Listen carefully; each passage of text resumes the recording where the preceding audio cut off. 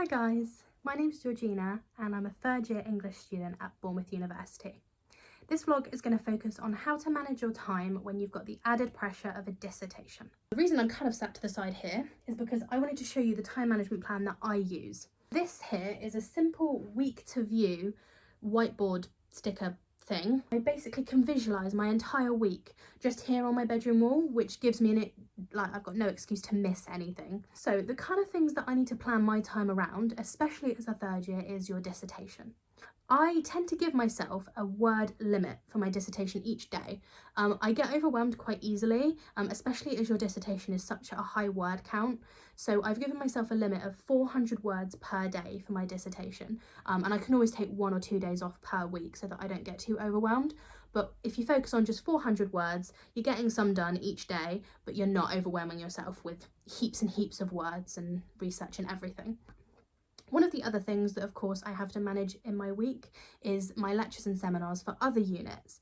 At the moment I only have one other unit, so it's not too bad, but obviously I still have dedicated time for that. When I focus on an assignment for a different unit, I tend to group all that work together on a day where I have either a lecture or a seminar on that day, so all of that's grouped together and I can have dedicated unit days, if you like. Also, as an English student, there's quite a lot of reading, always reading.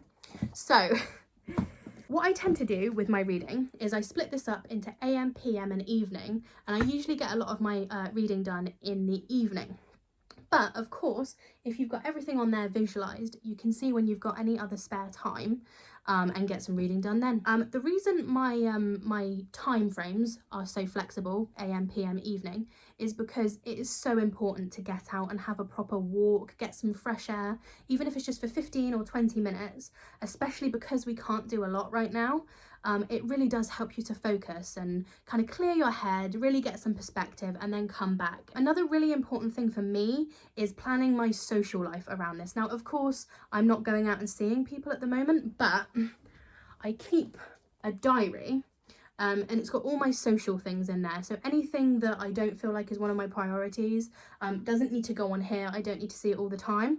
I put in my diary, and now I create my own diaries. So so this is all hand drawn, for example, for one of the weeks in February.